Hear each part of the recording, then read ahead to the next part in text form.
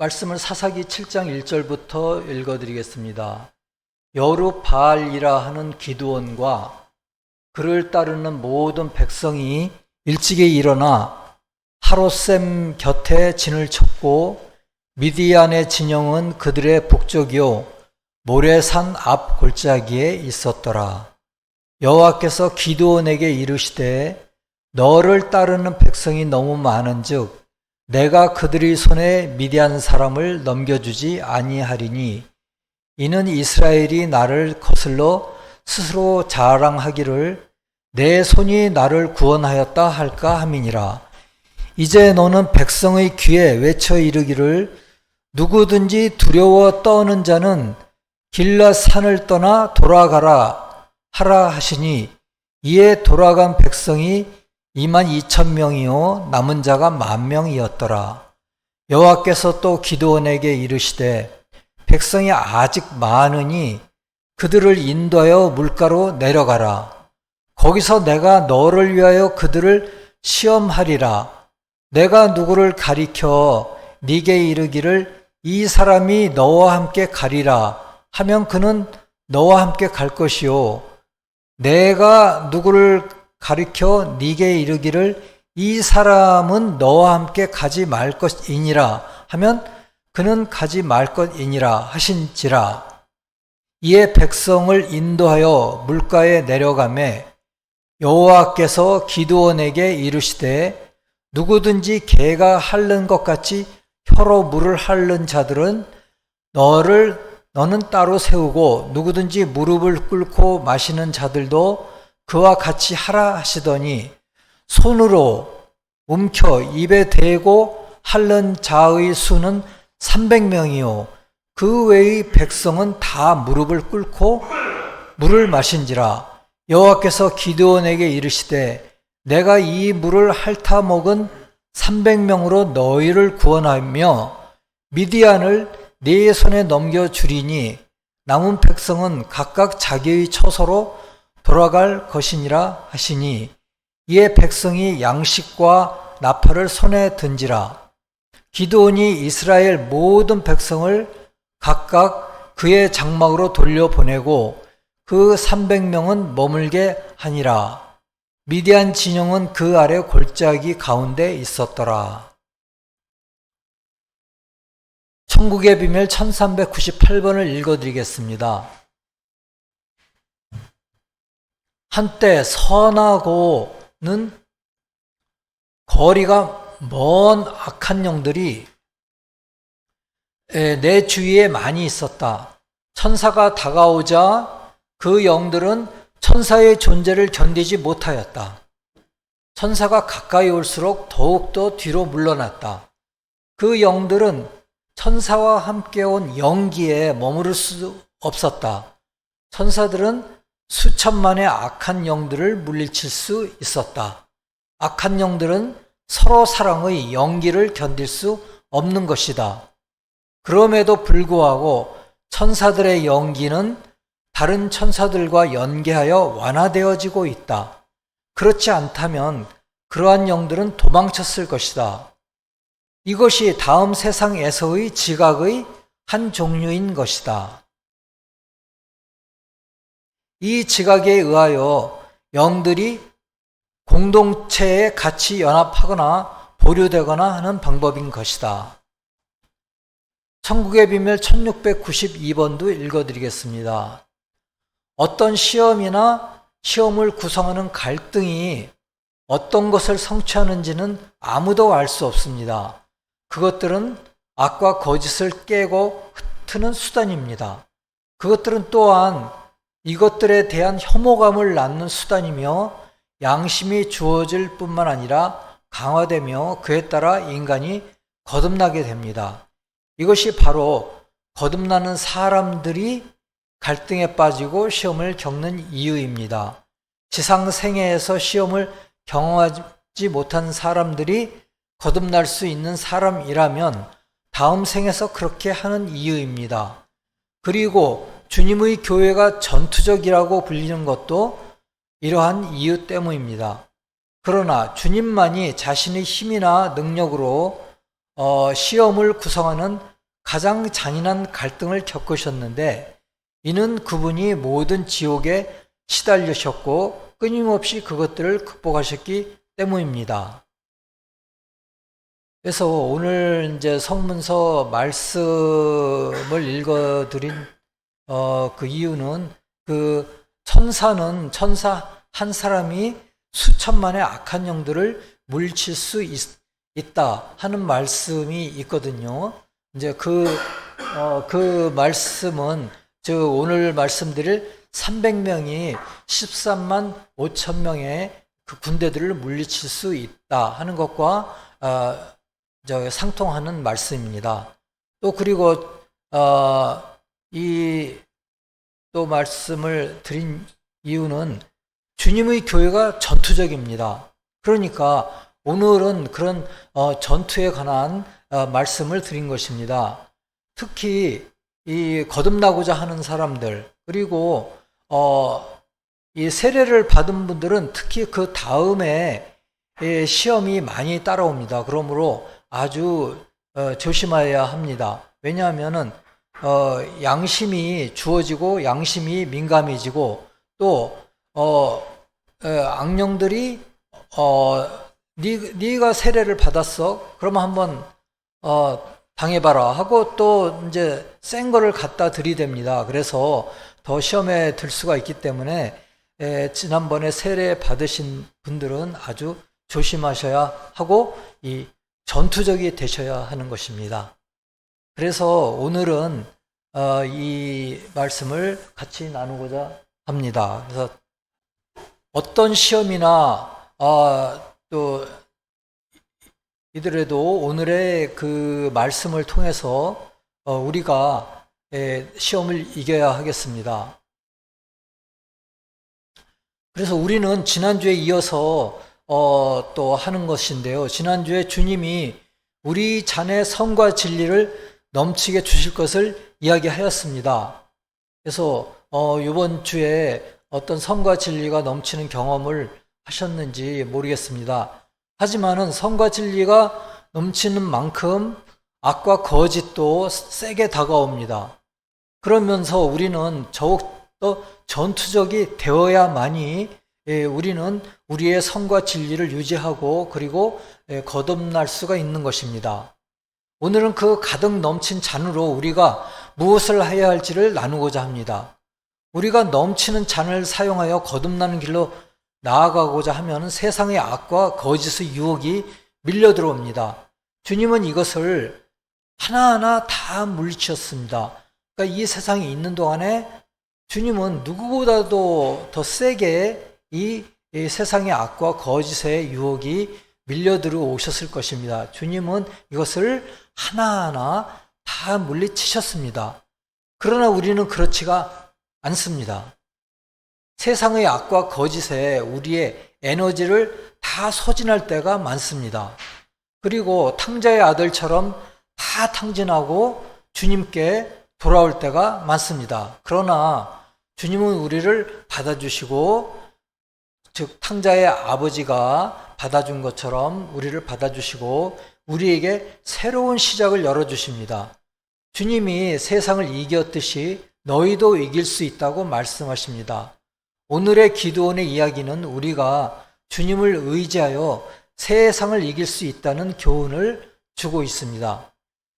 사사기 6장 1절에서는 특히 이스라엘 자손이 또 여호와의 목전에 악을 행하였으므로 여호와께서 7년 동안 그들을 미디안의 손에 넘겨주시니, 그러니까 미디안이라는 적을 일으키셔갖고 이스라엘 백성에게 넘겨주신 것입니다. 그래서 오늘은 사사기 6장과 7장을 읽어보겠는데요. 잠깐만요.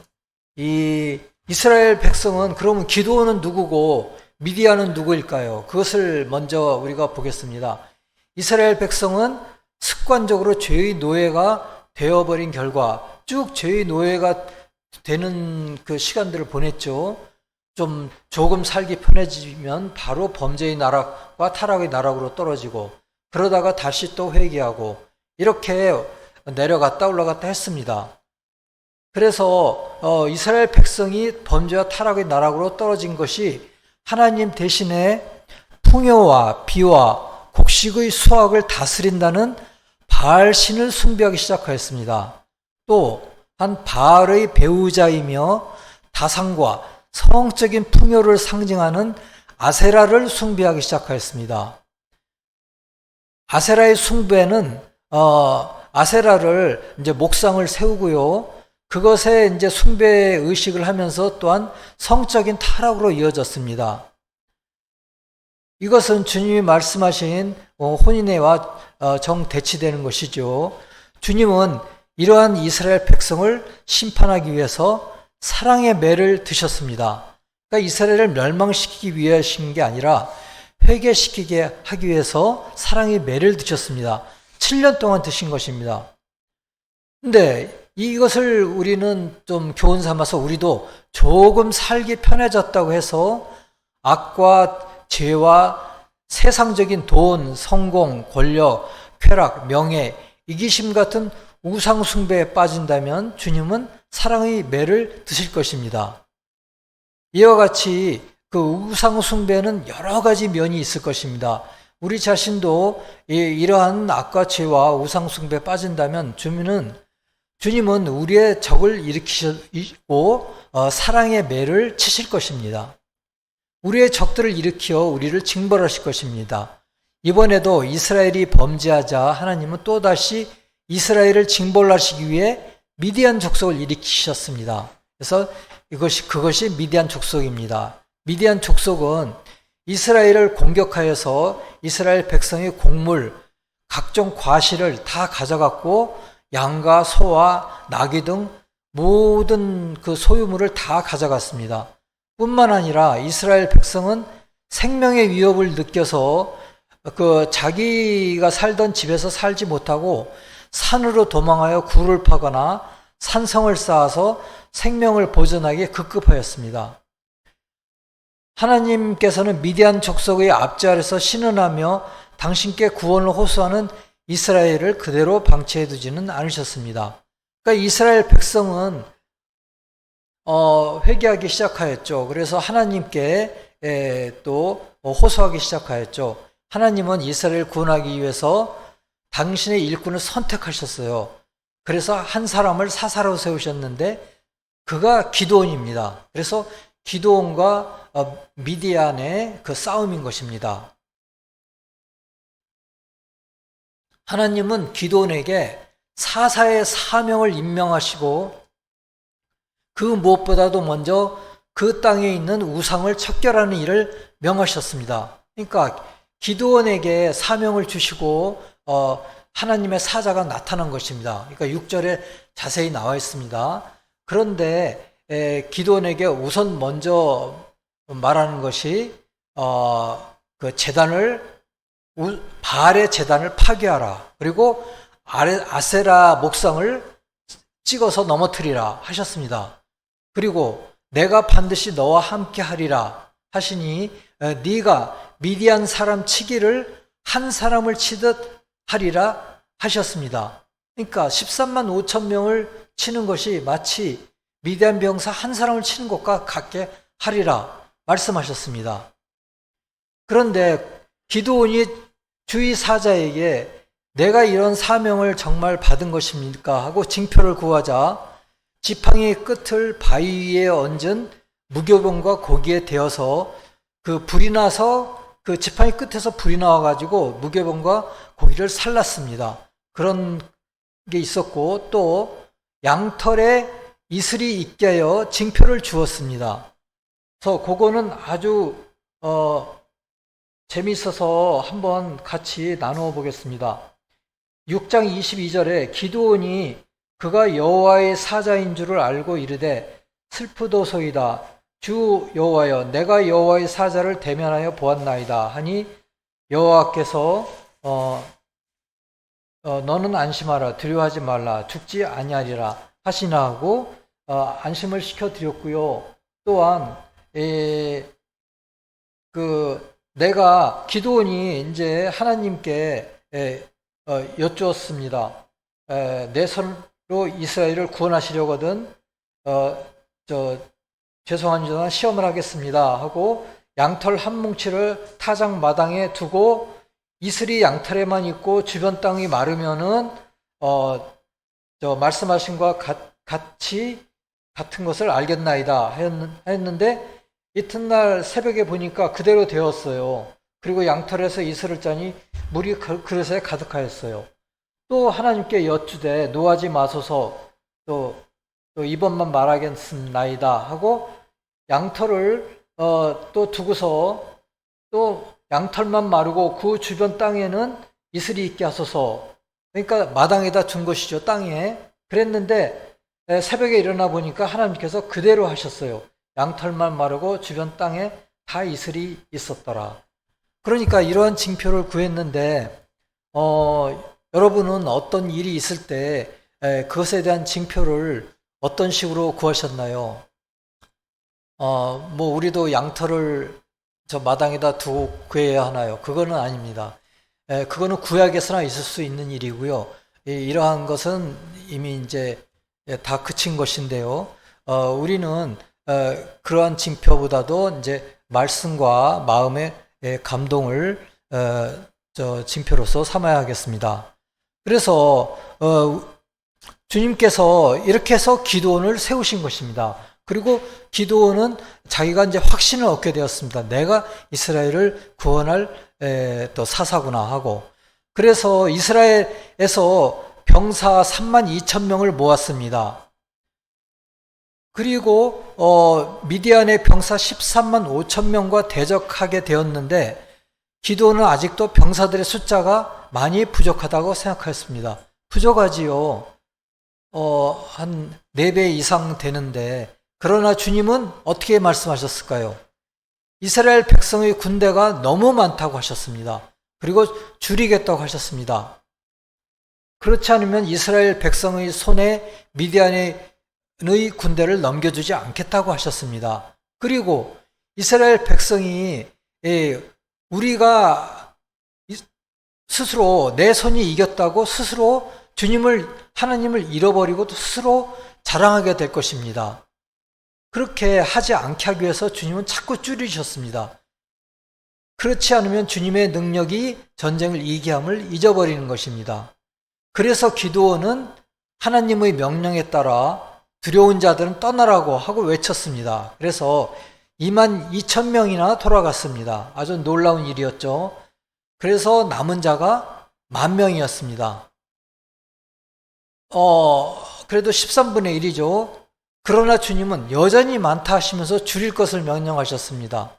어떻게 줄일 것을 명령하셨냐면은 이에 백성을 인도하여 물가에 내려가매 주께서 기드온에게 이르시되 누구든지 그러니까 물가에서 그 물을 먹게 하였습니다. 병사 10,000명에게. 그런데 개가 핥는 것 같이 혀로 물을 핥는 자는 따로 세우고 또 무릎 꿇고 물을 또 이제 허겁지겁 마시는 자 또 이렇게 따로 세워라 이렇게 하셨습니다. 그래서 그러면은 이 300명과 9,700명이 따로 세웠어요. 그런데 주님은 이 9,700명을 돌아가게 하였습니다.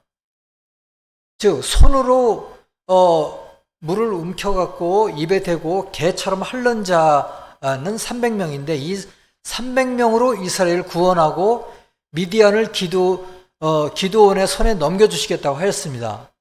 그래서 이 백성들에게 양식과 나팔을 주고 골짜기 가운데 머물게 하였습니다. 처음에 주님은 두려워하는 군인 22,000명을 보냈는데요. 그와 같이 우리 인생에서도 두려움이 몰려올 때가 상당히 많은 순간이 있습니다. 그때 우리는 무조건 더 나쁜 상황을 상상합니다. 저도 그랬거든요. 그런데 우리는 주님을 의지하고 또 긍정적인 상상을 해야겠습니다. 우리 인생에서 어려움이 닥칠 때 더 좋은 방향으로 생각하고 두려움을 극복해야 합니다. 두려움은 가라 해야 하는 것입니다.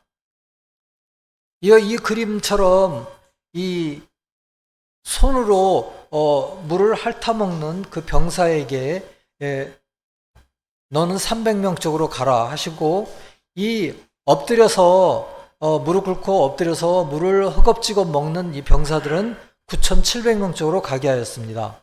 그래서 300명을 선택하신 것입니다. 그래서 미디안의 군대는 13만 5천 명인데 이 300명보다 450배가 많았습니다. 이건 절대 이길 수가 없죠. 절대적으로. 그런데 주님의 능력이 아니면 이길 수가 없습니다. 이 300명의 군인을 보니까 저는 영화 300이 생각났습니다. 그래서 이 영화 300을 혹시 보셨습니까? 그래서 여기가 이제 영화 300의 한 장면인데요. 이 영화 300은 실제적으로는 테르모필레 전투라는 그 전투입니다. 기원전 480년경에 페르시아 제국이 대군을 이끌고 그리스를 침공했습니다. 이때 스파르타 왕 레오디나스가 단 300명의 정예병과 함께 이 대군과 페르시아 제국의 대군과 맞서서 싸웠습니다. 그런데 결국은 다 전멸을 한 것 같습니다. 그런데 이것은 그야말로 희생과 전략의 역사적인 사실이죠. 기원전 480년 전에 있었던 일을 배경으로 해서 영화 3를 했는데요. 이 테르모필레 전투는 300명의 스파르타 병사의 인간적인 용맹을 칭송하는 영화입니다. 그러나 사사기에 있는 300명의 미디안의 대군을 무찌른 것은 하나님의 도움으로 이길 수 있었다는 것을 말해주고 있습니다. 그리고 적은 수가 다수를 상대할 수 있다는 교훈을 주고 있습니다. 300은 무엇을 의미할까요? 위기에서 준비가 된 핵심을 의미한다고 합니다. 계시록 해설 455번에서는 손으로 물을 움켜쥐고 개가 핥는 것 같이 혀로 물을 핥는 자들은 진리에 대한 욕구를 가진 자들을 의미한다고 합니다. 물은 진리를 의미하고 진리를 핥는 것은 욕구와 열심을 의미합니다. 미디안은 진리에 대한 고려 없이 단지 자연적이고 외적인 자들만 의미하거든요. 여기에서 300은 충분한 것을 의미합니다. 즉 미디안을 상대하기에 충분하다. 그러니까 이것은 충분한 주님의 능력을 의미한다고 할 수가 있지요. 그래서 우리에게도 이 300명과 같은 진리의 열정적인 깊은 열망이 있습니다. 우리 마음속 깊은 곳에 이런 깊은 열망이 있는데 진리와 또한 그에 따르는 선함을 받아들이는 열망이 있습니다. 그리고 300은 충분하고 완전한 것을 의미합니다. 천국의 비밀에서는 말하기를 한 명의 천사가 수천만 명의 악한 영을 이기는 능력이 있다고 합니다. 천사로부터 발산되는 사랑을 악한 영은 견딜 수 없다고 합니다. 그리고 사라진다고 합니다. 300명의 기드온 군사와 미디안의 13만 5천 명의 군사가 이것에 비유될 수가 있습니다.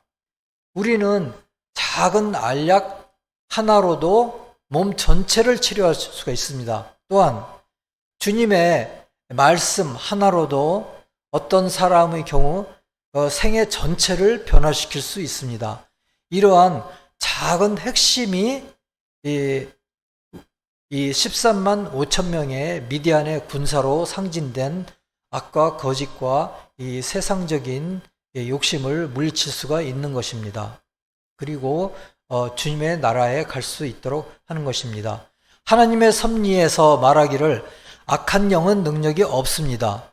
주님 앞에서는 지옥은 아무것도 아니라고 합니다. 그러나 사악한 영들은 자신이 능력이 있다고 믿습니다. 자신의 능력을 계속 자기 자신에게 끌어들이는 것이지요. 그리고 능력이 있다고 믿습니다. 그것은 악과 거짓에 있는 악한 영들은 악한 영들끼리는 서로 간에 능력을 가집니다. 그리고 수천 가지 방법으로 서로 간에 악을 행합니다. 즉 악한 영들은 악한 영들에게만 그 능력을 끼치고 또 악을 행할 수가 있는 것입니다. 그러나 선한 영들에게는 악을 행할 수가 없습니다.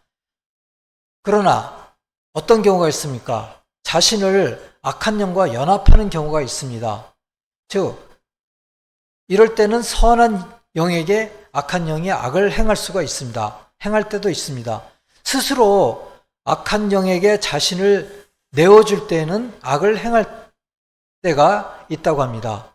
그러니까 아무리 우리가 선한 영들이더라도 선한 영들이 악을 불러들이고 또 악에게 자기 자신을 내어줄 때에는 우리는 악한 영에게 그 침략을 당할 수 있습니다. 그러므로 우리는 스스로 조심해야겠습니다.